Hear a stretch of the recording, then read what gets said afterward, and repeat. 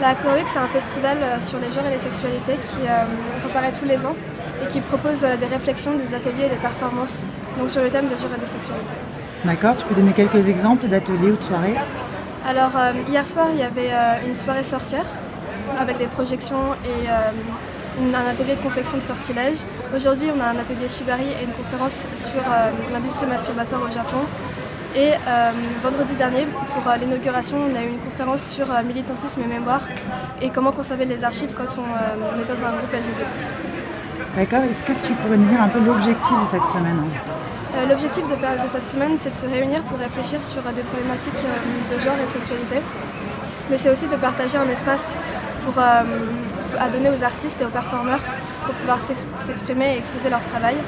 Et donc c'est rassembler et un public qui est déjà sensibilisé à la question pour qu'ils puissent réfléchir dessus et avoir des personnes potentiellement nouvelles qui voudraient s'informer sur le queer et sur le genre. Et pourquoi c'est important pour vous de parler de ces sujets?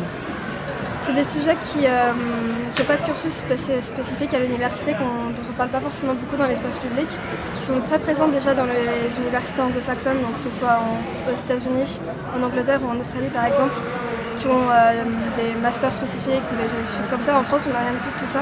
Donc du coup, on est dans la nécessité de créer des conférences en dehors de l'université et une semaine spécialement pour parler de ces problèmes. C'est important dans ce sens-là parce que pour visibiliser les questions que ça pose. Et aussi pour que ce soit plus autonome par rapport aux universités. D'accord. Comment a été accueillie la Queer Week sur la Sciences Po ou dans vos différents événements? Quelle est la réaction du public? Pour l'instant, dans tous nos événements, on a eu pas mal de monde. Nos amphis étaient pleins ou quasiment pleins, donc on a été plutôt bien accueillis cette année. Tous les ans, tout le public est assez enthousiaste de revoir la Queer Week avec leur semaine qu'ils vont proposer parce que tous les ans, on a un thème différent. Et après tous les ans, on a aussi souvent des interventions de la Manif pour tous ou de la droite extrême qui déteste la Queer Week et donc revient tous les ans pour nous embêter un peu. Donc cette année, ça a été lors de la conférence inaugurale. On a une intervention de la Manif pour tous qui avait laissé une enceinte dans la salle pour passer un discours. Enfin, ça a été vite arrêté, mais il y a des petits problèmes tous les ans. Et à votre avis, qu'est-ce qui leur pose problème? C'est quoi le problème en fait pour eux? Je pense que le problème, c'est qu'on en parle dans des lieux qui leur paraissent sacrés, premièrement, parce qu'à chaque fois qu'ils interviennent, c'est à Sciences Po ou dans des universités. Quand on en parle ailleurs, ils n'ont pas autant de problèmes.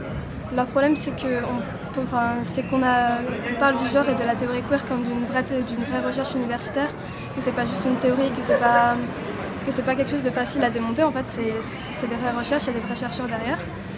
Et le problème, c'est potentiellement qu'on existe aussi. C'est ça. Et qu'est-ce que vous leur répondez du coup? En général, soit on leur répond pas parce que ils nous répondent pas. C'est pas de dialogue. Il n'y a pas de dialogue. Ils laissent des tags ou alors ils font des interventions qui demandent pas de réponse. Quand on essaie de leur répondre, ils sont dans un mutisme. Ils sont dans une haine qui du coup ne déclenche pas de dialogue. Parce que si les gens veulent parler, on est là par exemple, on a une table dans le hall de Sciences Po, ça fait la 3e journée qu'on a une table, les gens pourraient parler s'ils veulent. D'accord. Et vous, quel est le message que vous avez envie de faire passer justement au public, aux autres étudiants? C'est que déjà, pour la plupart, ils ne sont pas tout seuls et que la recherche universitaire au niveau du genre et du queer, que les artistes trouvent une place dans le monde artistique, mais aussi juste le monde militant parisien, de visibiliser les luttes et de les conscientiser aussi. Ok. Et où est-ce qu'ils peuvent vous joindre, en savoir plus? Sur le site queerweek.com.